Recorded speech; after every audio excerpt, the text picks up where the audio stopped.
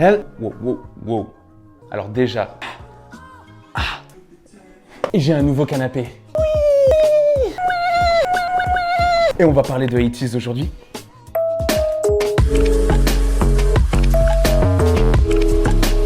Oui, comme vous l'avez pu le constater, nous allons parler de 80s, à savoir probablement le groupe de K-pop qui sait le mieux danser, je pense. Oui, on peut.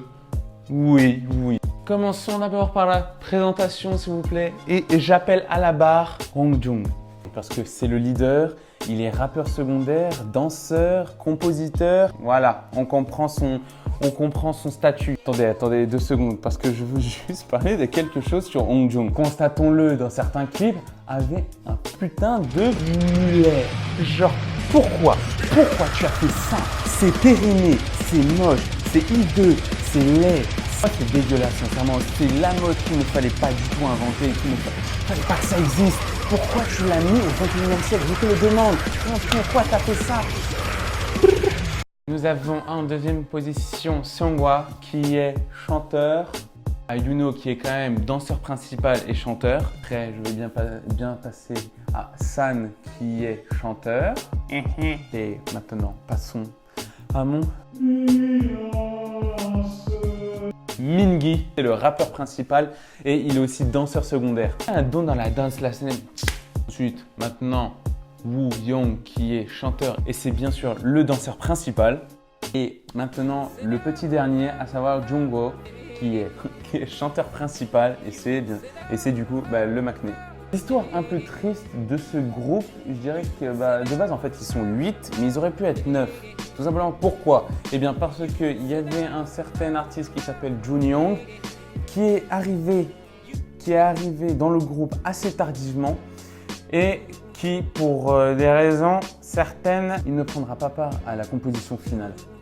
Alors pour la petite biographie tout de même, il faut savoir un truc, c'est qu'avant il s'appelait KQ Felaz. On va la faire à l'espagnol. Felaz. Muscovado. Oui, mais je pense pour des raisons d'incompréhension du nom, ils l'ont changé sur iTunes. YOLO! Sincèrement, c'est pas très recherché. KQ, c'est pas recherché du tout. Bon, on va pas discuter là-dessus, mais voilà. Depuis le début, ils sont dans l'agence KQ Entertainment. Il y a peu de temps de ça, ils ont arrêté d'être dans le label du même nom qui est KQ Produce pour partir dès début 2019 chez RCA Records. Et maintenant, vous me direz probablement pourquoi. Alors, ils n'ont pas été très cons sur ce coup, 80s. C'est-à-dire que quand ils ont signé chez RCA Records, eh bien, c'est un peu comme s'ils avaient signé avec les États-Unis. Oui, parce qu'il faut savoir quelque chose, ce label est américain. Il faut savoir quelque chose aussi, c'est que RCA, ils ont quand même pas mal de bons poulains dans leur écurie. Bref, arrêtons de parler de blabla naninana. Parlons maintenant de la musique à sonnette à pure. À savoir qu'en fin octobre 2018, ils ont sorti leur premier mini-album Treasure Episode 1 All to Zero. Si vous voulez l'écouter, et je vous incite à aller l'écouter d'ailleurs, il faudrait d'abord écouter, je pense, Pirate King.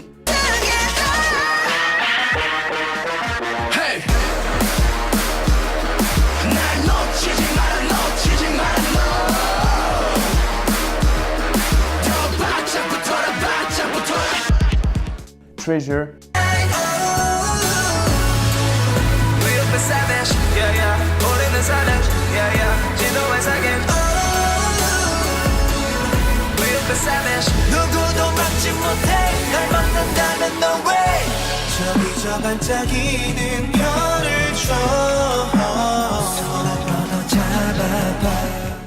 Mais je n'ai pas... En fait, le malus dans cet album, je pense que c'est Twilight. Il y en a beaucoup. Doucement. Je sais pas combien vont venir me voir. Mais non, Idriss, tu ne peux pas dire ça. Twilight, elle est vraiment belle, cette chose. Je m'en fous. Ce n'est pas mon style. Donc bon.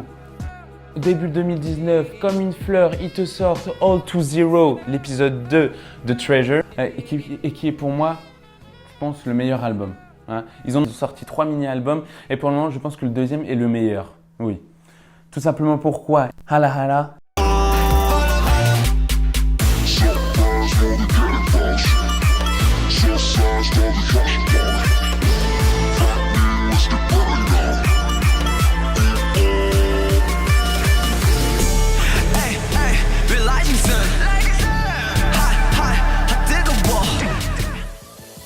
et Say My Name.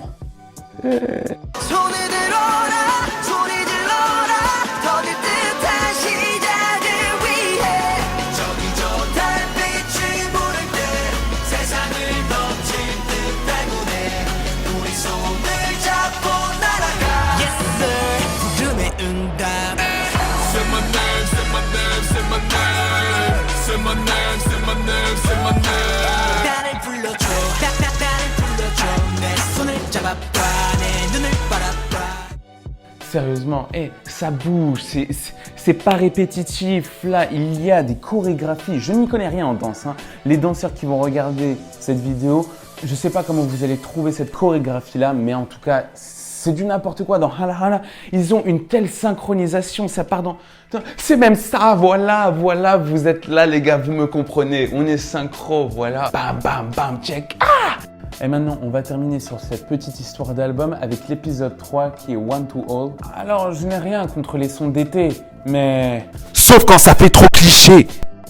Avec Illusion, ça remonte la barre. Et aussi avec Dancing Like Butterfly Wings. Pas chercher un nom aussi compliqué pour un titre, mais bref. Genre, ces deux titres, ok d'accord, j'avoue, ils sont bien. Mais après, tout le reste, je trouve que ça fait trop cliché dans le mode été. Genre, ouais bah voilà, par exemple là, c'est Wave qui est juste en train de passer. Et je ne supporte pas en fait. Je sais pas, genre un peu en mode petite sirène, vous voyez le délire, genre, ça fait un peu ce genre de chanson et j'aime pas du tout, c'est beaucoup trop cliché. Avec ma soeur, on a décrété quelque chose, je pense. Il y a la team Wave qui est sa team à elle, mais ça on s'en fout. Et il y a la team Illusion, voilà. Parce que c'est les chansons qui bougent. Je suis pour le fait de faire plusieurs projets à la fois. Hein, je suis même le premier à faire ça et à le dire. Enfin, peut-être pas le premier à le faire, mais en tout cas le premier à le dire, ça c'est clair. Mais juste, moi, dans ma façon de penser, je dirais qu'il faut, certes, on peut faire tous en même temps, on peut faire plein de projets en même temps, mais au moins les faire genre soit aussi bien que les précédents, voire même mieux.